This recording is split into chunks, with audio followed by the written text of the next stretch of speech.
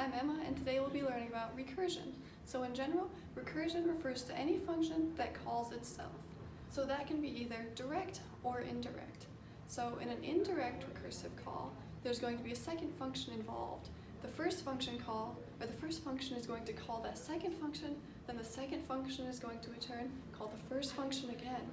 So let's look at an example of that happening.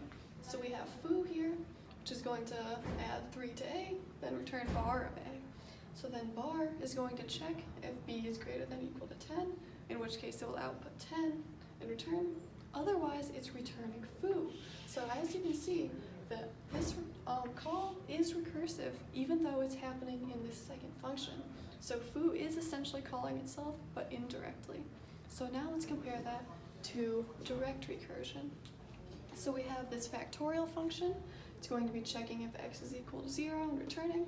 Otherwise, it's returning factorial. So again, this function is directly calling itself. So the two parts to a recursive function are the base case and the recursive call. So your base case is going to be basically a catch-all statement that's going to stop your function from recurring infinitely, and then 2, it's going to compute the final return value.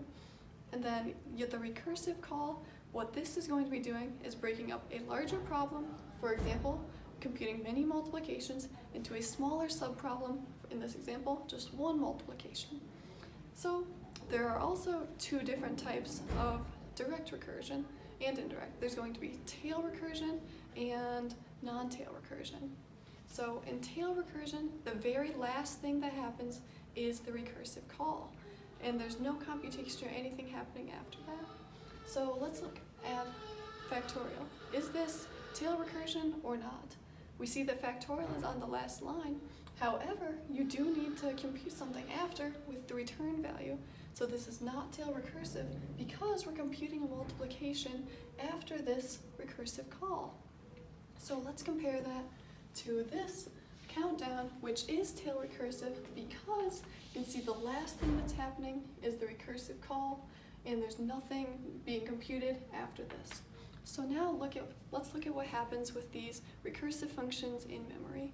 So our memory is going to be allocated in stack frames on the stack. So when we first call factorial, let's say with an example or the value of 2, we're going to have just this one stack frame, and then when we return, we're going to create another stack frame with the value of x minus 1 as the parameter. So we need to keep around all of these stack frames at once because we need the return value of each in order to complete the previous one. So these will all be existing on the stack at the same time. Now if we compare that to tail recursion, these stack frames do not need to exist at the same time because when you return, let's go back to our example of 2, when you return, you don't need to keep this return value anymore, and it can be deallocated. So this will essentially, it'll compute each new value, but before it does the next recursive function call, it's going to delete or deallocate the old stack frame off the stack.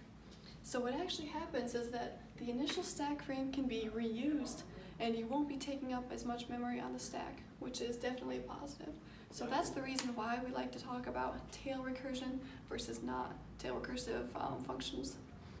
So tail recursion definitely is better than non-tail recursion because it doesn't use up as much memory on the stack.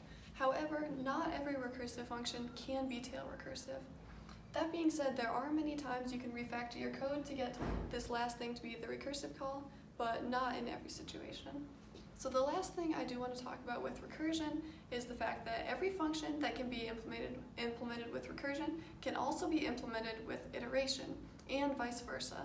So if we go back to our factorial example, clearly this can be done using recursion, but you can also think about an implementation where you just have a loop and you're computing a new value of x every time, and then returning with, again, a conditional statement. If x equals 0, you'll be returning 1. So this is just a very basic example, but in general, any function can be either iterative or recursive. Thank you.